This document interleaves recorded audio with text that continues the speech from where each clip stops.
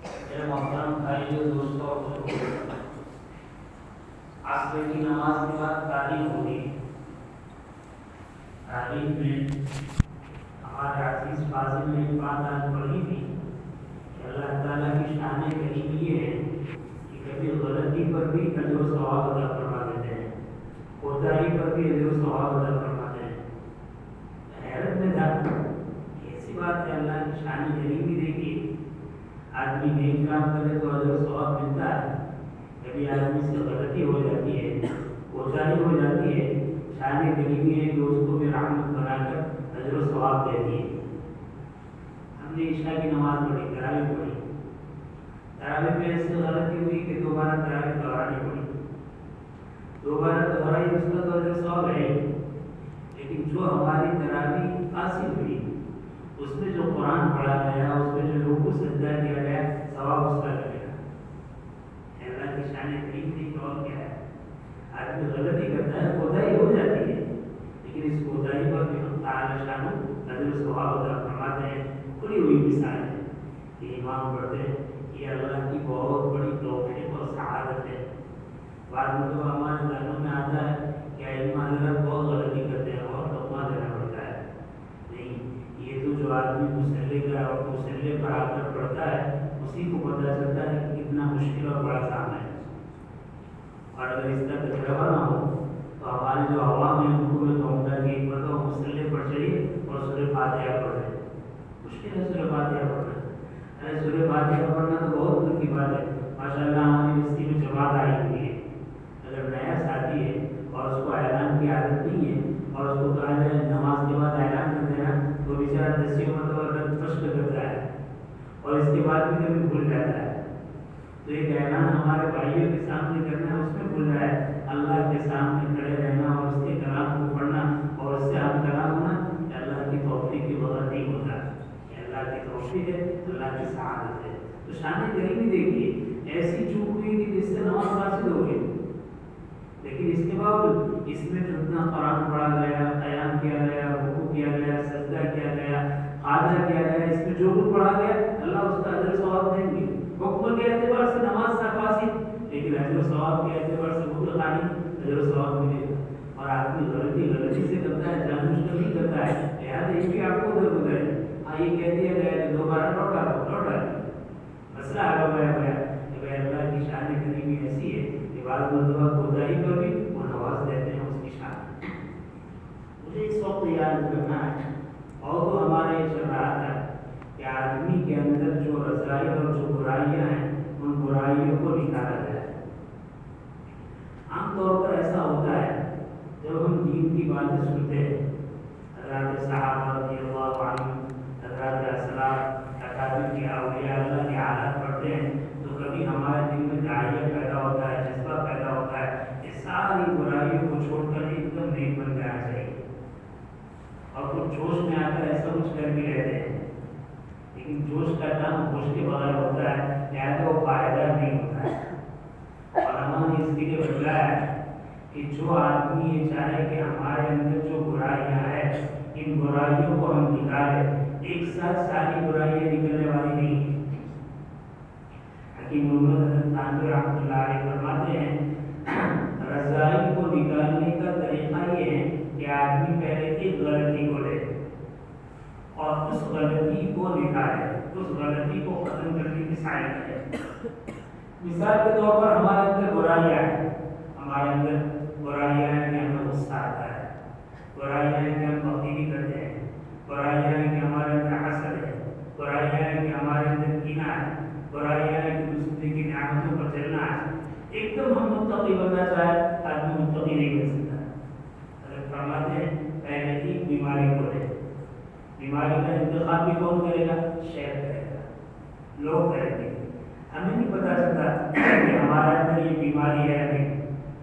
اور آج کل ایسا حال ہے کہ دنیا میڈیکل کے اعتبار سے بہت ترقی کر چکی ہے، اس کے باوجود بھی بڑی بڑی مہلک بیماریاں بعض مرتبہ زمانے میں جس کا پتہ نہیں چلتا۔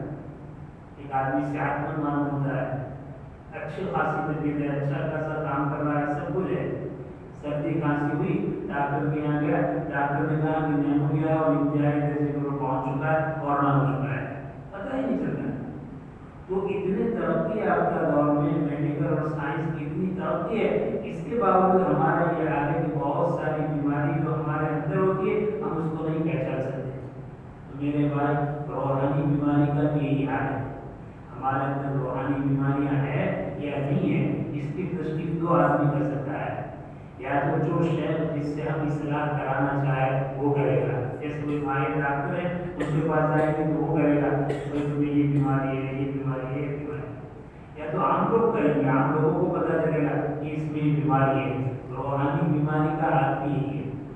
مثال کے طور پر ایک بیماری ہے غصہ، غصے کا آنا، ابھی کس طرح پتہ چلے گا؟ بعض مرتبہ تو ہم کو پتہ چلتا ہے کہ ہمارے طبیعت میں چڑچڑاپن ہے اور جب بھی غصہ آتا ہے بہت زیادہ غصہ آتا ہے، تو ہم اپنے بزرگوں سے، اپنے اللہ والوں سے، اپنے اصلاح کرانے والے مشائخ سے کہے کہ حضرت میری غلطی ہے، میرے اندر یہ بیماری ہے کہ مجھے غصہ بہت آتا ہے، بے وقت غصہ آتا ہے، بے معنی غصہ آتا ہے اور بہت زیادہ غصہ آتا ہے۔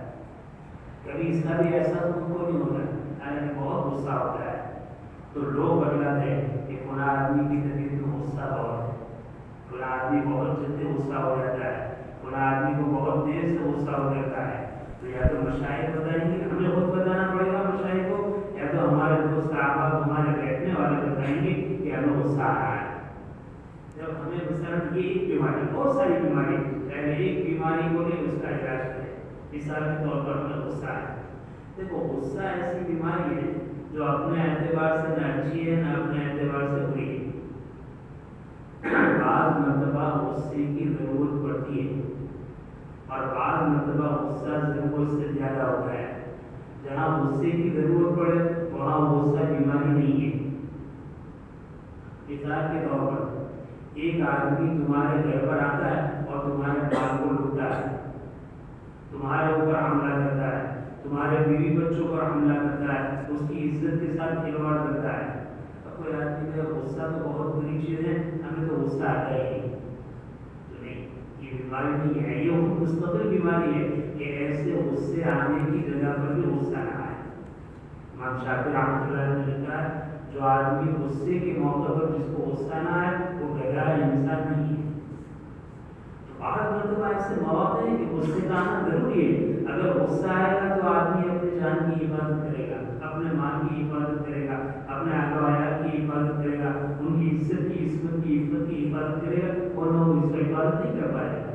تو دیکھو غصہ ہر جگہ برا نہیں، جہاں ضرورت ہے وہاں غصے کا ہونا ضروری ہے، لیکن غصہ اپنی حد سے آگے بڑھ جائے تو یہ غصہ بھی نقصان دہ ہے، یہ غصہ بیماری ہے۔ جیسے آپ کی خدمت میں کوئی آدمی آپ کو ملنے کے لیے آیا ہے، آپ کا رشتہ دار ہے، تعلق والا ہے، دوست احباب ہے، آپ کو عقیدت ہے کہ ایسی کوئی بیچارہ مسلمان بھائی ہے، کوئی غیر مسلم بھائی ہے، آپ کو محبت کے ساتھ ملنے سے زندگی کے لیے آیا ہے۔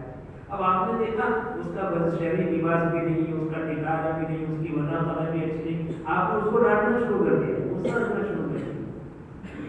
مہمان کا اکرام ضروری ہے، مہمان کی اصلاح نہیں ہے۔ مہمان کا اکرام ہوگا اس کی اصلاح بھی نہیں ہوگی، پہلے اکرام ہوگا جب مانوس ہوگا پھر دھیرے دھیرے اس کو بات بڑھائیں گے۔ تو ایسے موقع پر جو محبت عقیدت سے آپ کی خدمت میں آئے، آپ سے دعا لینے کے لیے، آپ سے نصیحت حاصل کرنے کے لیے، اور آپ اس کو بھڑک پڑے اور غصہ پڑ جائے تو یہ غصہ بھیجا ہے، صحیح جگہ پر نہیں ہے، یعنی اس غصے کا استعمال تم غلط کر رہے ہیں۔ تو معلوم ہے غصہ اپنی ذات کے اعتبار سے اچھا بھی نہیں ہے، اپنے ذات کے اعتبار سے برا بھی نہیں ہے۔ اب کون سی جگہ غصہ اچھا ہے، کون سی جگہ برا ہے، یہ ہمارے شیخ، ہمارے اکابر، ہمارے مشائخ اس کو بتلائیں گے کہ غصہ یہاں ٹھیک ہے، غصہ یہاں ٹھیک نہیں ہے۔ بعض مرتبہ آدمی عمل سے زندگی گزارنے کے لیے ضابطہ بناتے ہیں، بہت اچھی چیز ہے، بھائی ہم اتنے بجے اٹھیں گے، اتنے بجے یہ کام کریں گے، اتنے بجے یہ کام کریں گے، فلاں وقت سوئیں گے، فلاں وقت کھائیں گے، فلاں وقت نہائیں گے، فلاں وقت کپڑا پہنیں گے، فلاں وقت بازار میں جائیں گے، فلاں وقت تفریح کریں گے، فلاں وقت گھر والوں کے لیے، فلاں وقت دوست احباب کے لیے، ایک نظام بنایا ہے زندگی گزارنے کے لیے، بہت اچھی چیز ہے۔ لیکن دیکھو نظام اپنا بنایا ہے، کبھی تقاضے ایسے ہو جاتے ہیں کہ اس نظام کو آگے پیچھے کرنا پڑتا ہے۔ اگر ہم نظام کے ایسے تابع ہو گئے کہ اس کے بالکل آگے پیچھے ہٹے نہیں تو پھر ہمیں نقصان ہوگا۔ جیسے ماشاء اللہ دعوت و تبلیغ کے ہمارے احباب آئے ہیں، ان کا ایک نظام ہے، हर महीने 3 दिन लगाना है, बहुत अच्छा निज़ाम। कभी ज़रूरत पड़ जाती है, नहीं 3 दिन नहीं 10 दिन, अब कहे भाई 10 दिन नहीं, हमारा तो निज़ाम है, हम 3 से ज़्यादा नहीं लगाएंगे, तो बजाय कहने कि नुकसान हो जाएगा। चिल्ले का 10 दिन का निज़ाम है, अब कभी तकाज़ा आ गई चिल्ला लगाओ, आगे पीछे। तो ऐसे ज़ाब्ते होते हैं जो फर्ज और वाजिब के दर्जे में नहीं होते, उसको आगे पीछे करना पड़ता है। यहाँ भी ऐसा ही किया जाता है। एक नवाब साहब थे, नवाब साहब ने अपना पूरा जिंदगी गुजारने का पूरे दिन का एक रास्ता बना रखा था। सुबह 6 बजे उठना है, ये करना है, ये करना है, नाश्ता करना है, ऑफिस में जाना है, ये करना है, घर वालों से मिलना है, हुकूमत में और वालों से मिलना है, गवर्नरों से बात करना है, सारा निज़ाम बनाया। अब 6 बजे का उनका वक्त उठने का, तो 6 बजे से पहले भी आँख खुलेगी तो वो उठेंगे नहीं। क्यों? वो कहते हैं हमारा जाबता है कि हम 6 बजे तक सोते हैं, लिहाजा जाबते की नींद 6 बजे पूरी होगी, चाहे आँख 5 बजे खुल जाए, हम 6 बजे से पहले नहीं उठेंगे।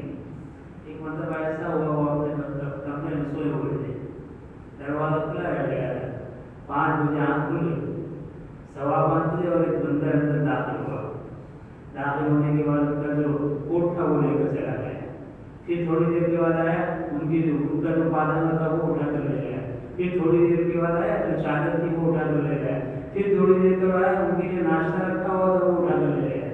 वो बड़े उसे देखते रहे, यहाँ तक कि जब बराबर 6 बजे, तो 6 बजे उठे और उठने के बाद अपने खुदाओं से डांटने लगे, अब वो तो तुम क्या कर रहे हो, तुम्हें मालूम नहीं क्या हो रहा है, यहाँ क्या हो रहा है, नवाब क्या हो रहा है। आगे बंदर दाखिल हुआ, पहली मतलब मेरा कोट ले गया, मेरी शेरवानी ले गया, मेरा पाजामा ले गया, मेरी रजाई चादर ले गया, और साथ साथ में मेरा खाने का जो नाश्ता था वो ले गया। तुम सोए पड़ गए। नवाब साहब आप जाग रहे थे, आप सोए थे। कहा कि मैं जाग रहा था, लेकिन जागते की नींद सो रहा था, जागता बनाया था, तो जागते के एतबार से मैं सो रहा था, इसलिए मैंने नहीं किया। तो देखिए ये जागता गुरूर है, ये अच्छा नहीं। जब आदमी देख रहा है तो अपना जाने नुकसान हो रहा है, माली नुकसान हो रहा है, इसके बाद भी जाबते के आगे नहीं बढ़ेगा, तो ये जैसा ही नुकसान होगा जैसा नवाब साहब ने नुकसान किया। तो मेरे भाई हमारा ही काम है, तो गुस्सा भी है, ये तो बुरी चीज़ नहीं है, गुस्सा पसंदीदा भी नहीं। गुस्से को गुस्से के महल में आदमी जब कोई काम करता है, मेहनत के साथ, मोहब्बत के साथ, शफ़क़त के साथ ये निज़ाम बनाया है, फिर इस निज़ाम पर बहुत पाबंदी भी कर रहा है। अब कोई आदमी गड़बड़ी करता है, बार बार उसको समझाता है, नहीं समझने के बाद डांटने की जरूरत पड़ती है। लेकिन अगर कोई निज़ाम बनाया नहीं है और ऐसे ही किसी से कोई गलती हो गई, कोई नए आदमी से गलती हो गई, इस गलती पर हम डांट डपट करने लगे, तो ये डांट डपट अच्छी नहीं है। तो आज की मजलिस का मुख्तसर खुलासा ये कि हमें अपने रज़ाइल को और अपने बुराई को पहचानना है, और पहचान कर एक एक बुराई का अमल करना है, एक एक बुराई का इलाज करना है। देखो इसमें चीज़ याद रखो कि मोहम्मद अल रहमतुल्लाह अलैह फरमाते हैं, जितनी भी बुराई है, जैसे मैंने बताया गुस्सा, बुख़्ल है, और इसी तरीके से कंजूसी और बुख़्ल के अलावा शहवत रानी है, ये सारी जो चीज़ें हैं इनको हटाने का, इनका इलाज करने का मतलब नहीं कि आपके दिल से इसकी पूरे का पूरा निकल जाए, ऐसा होने वाला नहीं है। गुस्सा अल्लाह ताला ने इंसान को दोनों सिफत के साथ पैदा किया है, उनके अंदर शफ़क़त भी है, गुस्सा भी है, बुख़्ल भी है, सखावत भी है, लिहाजा ये तो रहेगा। मेहनत क्या करना है? मेहनत ये करना है कि गुस्सा गलत जगह पर इस्तेमाल होने से बच जाए और सही जगह पर इस्तेमाल होने लगे। लिहाजा कोई जाए कि मैं इतनी मेहनत करूँ, मैं इतनी मेहनत करूँ कि मेरे दिल से गुस्सा ही निकल जाए, मेरी ज़ात से गुस्सा ही निकल जाए, ये कभी होने वाला नहीं है। क्या कि गुस्से में जो गलत काम हो रहा है, गुस्से पर इतना काबू करे, इतना काबू करे, इतना काबू करे कि इस गुस्से की वजह से खिलाफ शरअ कोई काम न होने पाए, अल्लाह का हुक्म टूटने न पाए। इस मशक़ को करना है।